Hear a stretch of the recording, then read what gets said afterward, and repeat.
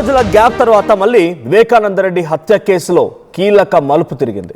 2 నెలల తర్వాత మరోసారి సిబిఐ విచారణ మొదలుపెట్టింది. నిందితుడు సునీల్ యాదవ్, సాక్షిగా ఉన్నటువంటి భరత్ కుమార్ యాదవ్ సోదరులు కిరణ్ కుమార్ యాదవ్ వీరందరినీ కూడా విచారించింది. దీంట్లో మహేంద్ర యాదవ్ని కూడా సిబిఐ ప్రశ్నించింది. అయితే వివేక హత్య జరిగినటువంటి అదే రోజున అర్జున్ రెడ్డికి కిరణ్ కుమార్ వాట్సాప్ కాల్ చేశారంట. కాల్ డేటా ఆధారంగా అనుమానితుల్ని ఇప్పుడు పోలీసులు ప్రశ్నించారు. అప్రూవర్గా మారిన దస్తగిరిని సైతం ప్రభావితం చేసేందుకు భరత్ కుమార్ యాదవ్, ఆయన తమ్ముడు మహేంద్ర కుమార్ యాదవ్, అర్జున్ రెడ్డి ఈ ముగ్గురు ప్రయత్నం చేశారట. 2019 మార్చి 15న పులివెందుల ఇంట్లో అనుమానాస్పద రీతిలో వివేక మరణించారు. ముందుగా గుండెపోటు అని బంధువులు ప్రచారం చేయగా ఆ తర్వాత పోలీసులు ఇది పక్కాగా హత్య అన్నట్టుగా నిర్ధారణకు వచ్చారు. సో వివేక హత్య కేసులో మరొక బిగ్ అప్డేట్ అనుకోవాలి ఇది. సో దాంట్లో ఎవరెవరి హస్తం ఉంది ఏంటి అనే కోణాల్లో సిబిఐ కొన్నేళ్లుగా విచారణ జరుపుతూనే ఉంది. 2019లో ఆయన మరణం జరిగిన తర్వాత అప్పుడు సిట్ వేయడం, ఆ తర్వాత పోలీసులు ఎంక్వైరీ చేయడం, మళ్ళీ అది సిబిఐకి ట్రాన్స్ఫర్ అవ్వడం, సిబిఐ కూడా పలువురిని విచారించడం, సిబిఐ విచారణలో కీలక విషయాలు బయట రావడం, అప్రూవర్గా మారిపోవడం మరికొంతమంది, ఇలా వరుస క్రమంలో జరుగుతూనే ఉన్నాయి.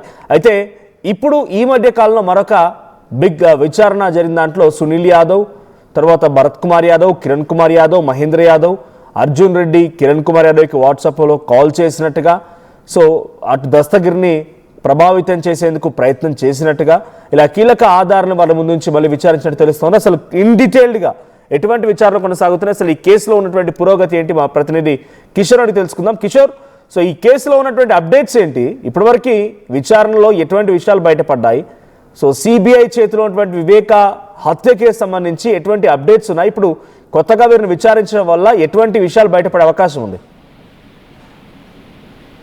మనోజ్, మాజీ మంత్రి వివేకానంద రెడ్డి హత్య కేసులో 2 నెలల తర్వాత మరోమారు సిబిఐ అధికారులు పులివెందులకు చేరుకుని విచారణ చేపట్టారు. ఈ విచారణ చేపట్టిన నేపథ్యంలో కూడా ఏదైతే కాల్ డేటా ఆధారంగా ఇద్దరిని ప్రశ్నించడం జరిగింది.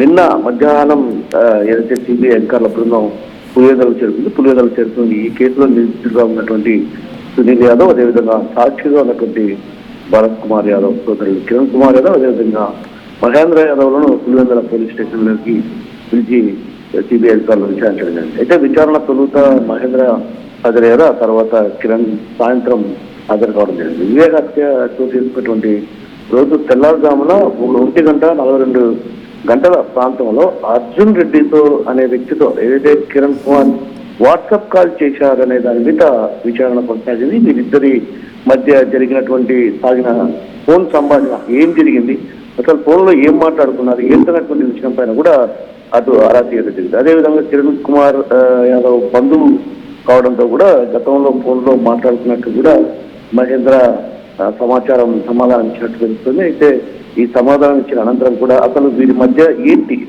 ఏం కన్సర్వేషన్ ఏం జరిగింది, అసలు కిరణ్ తన సోదరుడు సునీల్తో కలిసి పోలీస్ స్టేషన్కి రావటం, ఆ తర్వాత వీరిని 2 గంటల పాటు కూడా విచారించారు. విచారించిన నేపథ్యంలో కూడా సిబిఐ అధికారి రోహిత్ యాదవ్ దాదాపు గంటల పాటు వీరిద్దరిని కూడా విచారించడం, కాల్ డేటా ఆధారంగా అనుమతిని కూడా ప్రశ్నించి వారి వద్ద నుంచి కూడా కొంత సమాచారాన్ని సమాధానం కూడా రాబట్టారు. అయితే ఈ నేపథ్యంలో ఒక్కసారిగా ఏదైతే కిరణ్ యాదవ్ కూడా మీడియాతో మాట్లాడారు, మమ్మల్ని హతమార్చేందుకు ప్రయత్నాలు చేస్తున్నారు, సిబిఐ విచారణకు పూర్తిగా సహకరిస్తాం, వారు అడిగినటువంటి ప్రతి ప్రశ్న కూడా సమాధానం చెప్పడానికి మేము సిద్ధంగా ఉన్నాం, కానీ మమ్మల్ని హత్య చేయడానికి కొంత కుట్ర జరుగుతుంది. ఈ కుట్రను కూడా సిబిఐ అధికారులు పరిగణలోకి తీసుకోవాలి, ఎందుకంటే ఏడాది కిందట కోర్టుకు వెళ్ళి సమగ్ర విచారణకు కూడా మేము అభ్యర్థించాం, కానీ అప్పట్లో మమ్మల్ని విచారించలేదు. కానీ ఏదైతే వివేక కుమార్తె సునీత చెప్పినటువంటి సిబిఐకి కోర్టులో అంటే సుప్రీంకోర్టులో తన వాదనను వినిపించిన నేపథ్యం కాబట్టి ఇప్పుడు విచారించారు. ఏదేమైనప్పుడు కూడా ఆలస్యమైనప్పటికీ కూడా మమ్మల్ని విచారించడం కొంత సంతోషదాయకంగానే ఉన్నట్టు కూడా వాళ్ళు చెప్పడం జరిగింది. అయితే ఈ వ్యవహారంలో అసలు అర్జున్ రెడ్డికి ఏంటి, అర్జున్ రెడ్డి ప్రమేయం ఏంటి, అదేవిధంగా సునీల్ యాదవ్, అశోక్ యాదవ్, వీళ్ళ భరత్ కుమార్ యాదవ్ అంటే వీళ్ళ ప్రమేయం ఏంటి అన్నటువంటి విషయం పైన కూడా అటు పూర్తి స్థాయిలో ఆరాధించారు. నిన్నంతా కూడా దాదాపు గంటల పాటు విచారించినటువంటి సిబిఐ అధికారులు అసలు కిరణ్ యాదవ్ను విచారించినటువంటి సిబిఐ రోహిత్ అధికారులు కూడా ఏం జరిగింది అంటే ఫోన్లో ఏం మాట్లాడుకున్నారు ఏంటి అనే విషయాన్ని కూడా పూర్తి స్థాయిలో ఆరాధించినటువంటి పరిస్థితి కనిపించి మనవచ్చు. Right, thank you Kishore. So మొత్తంగా అసలు ఈ టైం లైన్ చూద్దాం ఒకసారి. అంటే ఆయన మరణించి ఎన్ని రోజులు అవుతోంది, ఇప్పటివరకు ఎటువంటి పురోగతి సాధించింది, ఈ ఎన్ని సిట్లు ఏర్పాటయ్యాయి, ఎన్ని సిబిఐలో ఎంక్వైరీ చేశాయి, ఇలా చూస్తూ ఉంటే నిన్న ఆయేషా మీరా తల్లి ఓ మాట మాట్లాడుకొచ్చారు. ఆయేషా మీరా తల్లి మాట్లాడిన మాటలో సిబిఐ ఎంక్వైరీ చేసినా నా బిడ్డ మరణానికి కారణాన్ని వెతకలేకపోయారు, నీతులు కనుగొనలేకపోయారన్నప్పుడు ఇటు సిబిఐ ఎంక్వైరీ చేస్తున్న మరో 2 కేసులు సుగాలి ప్రీతి వివేకానంద కేసు, ఈ 2 కేసులు కూడా నీరు గారిపోతే ఎటువంటి న్యాయం జరగదు, నీతులు పట్టుకోరు అని అంటున్నారు. మరి నిజంగానే అటువంటి సిచ్యువేషన్ ఉండబోతోందా? సో ఒకసారి వివేక హత్య కేసు సంబంధించినటువంటి మన డీటెయిల్స్ చూస్తే, సో ఇందులో 10 మంది అక్యూజ్డ్ లిస్ట్లో ఉన్నారు. ఎర్ర గంగిరెడ్డి A1గా, సునీల్ యాదవ్ A2గా, ఉమాశంకర్ రెడ్డి A3గా, దస్తగిరి A4గా, A5 Shivashankar Reddy, Uday Kumar Reddy A6, Bhaskar Reddy A7 and A8గా వైఎస్ అవినాష్ రెడ్డి, A9గా కృష్ణారెడ్డి అండ్ A10గా ఏదుల ప్రకాష్.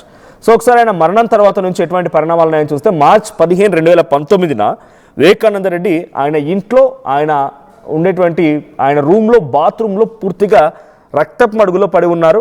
కానీ ఇది ముందుగా ఒక గుండెపోటుగా బంధువులు బయటికి ప్రచారం చేశారు. కానీ మార్చ్ అదే 1-2 రోజు మరుసటి రోజే అది వెంటనే అది కేవలం గుండెపోటు కాదు, ఇది ఇట్స్ ఏ కోల్డ్ బ్లడెడ్ హత్యగా దాన్ని పోలీసులు గుర్తించారు. అయితే మార్చి నెలలో అప్పుడున్నటువంటి టీడీపీ ప్రభుత్వం ఒక సిట్ ఏర్పాటు చేసింది. ఆ సిట్ ఏర్పాటైంది, కొన్ని రోజుల పాటుగా విచారణ జరగగానే వెంటనే ప్రభుత్వాలు మారిపోయాయి. ప్రభుత్వాలు మారిన తర్వాత వైఎస్ జగన్ అధికారంలోకి వచ్చిన తర్వాత 2019 మేలో మళ్ళీ వేరే ఒక సిట్ వేశారు. ఆ తర్వాత 2020 నుంచి 2021 వరకు వైఎస్ వివేక కూతురు సునీత ఇచ్చినటువంటి ఫిర్యాదు ఆధారితంగా ఆంధ్రప్రదేశ్ హైకోర్టు ఈ కేసును కాస్త సిబిఐకి ట్రాన్స్ఫర్ చేసింది. So CBI first chargesheet file చేసింది 2021 అక్టోబర్ రోజున. సో అప్పుడు ఛార్జ్షీట్ ఫైల్ చేసిన దాంట్లో ఎర్ర గంగిరెడ్డి అండ్ సునీల్ యాదవ్ మరొక 5గురిని పేర్లు దీనిలో జోడించింది. సో తర్వాత నవంబర్ 2021న దస్తగిరి అప్రూవర్గా మారిపోయి చాలా పెద్ద ఎత్తున ఈ పొలిటికల్ కాన్స్పిరసీని బయటపెట్టే ప్రయత్నం చేశారు.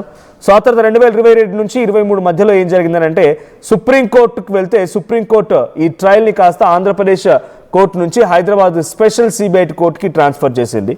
ఇదిలా ఉంటే ఏప్రిల్లో వైఎస్ భాస్కర్ రెడ్డిని అరెస్ట్ చేశారు, ఏప్రిల్ 16, 2023న. సో ఆయనని అరెస్ట్ చేసి ఈ ఘటనలో అంటే ఈ యొక్క వివేక సంబంధించినటువంటి మరణంలో ఆయన కూడా పాల్గొన్నారు, ఆయన పాత్ర కూడా ఉందని చెప్పి అప్పుడు అరెస్ట్ చేశారు. తర్వాత జూన్ 2023న అవినాష్ రెడ్డిని కూడా విచారించారు, ఆయన A8గా దీంట్లో చేర్చారు.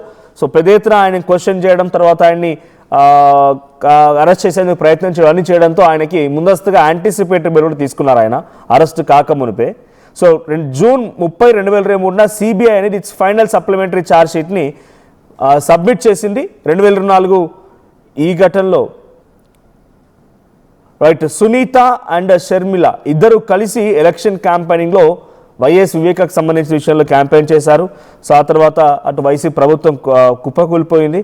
సో తర్వాత 6th anniversary ఆఫ్ ద అంటే 6 సంవత్సరాలు గడిచిన తర్వాత 6 key witnesses have died under various circumstances. అంటే 6 కీ విట్నెస్గా ఉన్న వారందరూ కూడా వివిధ సంఘటనల ద్వారా మరణించారంట.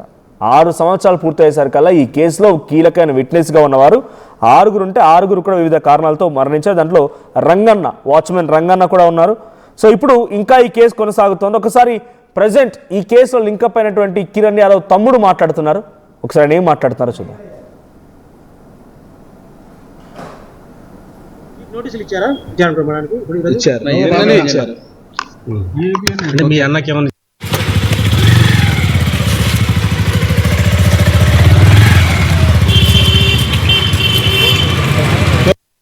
మాట్లాడింటాం బంధువులే అంతే, అంతకు మించి ఏమీ లేదు. దానికి నాకు ఎటువంటి సంబంధం లేదని చెప్పి వచ్చాను అంతే. ఎప్పుడు మాట్లాడినారు అంటే ముందు నుంచి రిలేటివ్స్ అండి. అవునవును. ఈ కేసు జరగక ముందు నుంచి కూడా మామూలుగానే మాట్లాడుతున్నా, అవి తీసుకొని అడిగారు అంతే, అంతకు మించి అది వాళ్ళని అడగాలండి. నన్ను అడిగితే నాకు ఎలా తెలుస్తుంది? నాకు ఏం చెప్పలే, వాళ్ళు అడిగిన క్వశ్చన్ ఆన్సర్ చెప్పాము అంతే, మాట్లాడడానికి ఏం లేదు. అంటే సునీల్తో ఏం సంబంధం అడిగారు. కిరణ్ యాదవ్ నుంచి నాకు కాల్ వచ్చింది, ఇది ఎందుకు చేశారని అడిగారు. అప్పట్లో మామూలుగా బావా అని మాట్లాడుతూ ఉన్నారు, రిలేటివ్సే అంతే. అంటే ఇప్పుడు మర్డర్ జరగక ముందే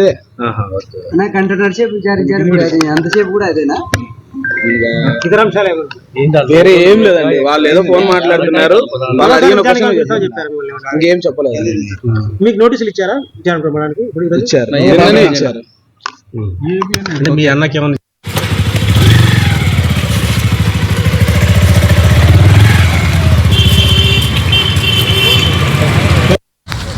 అంటే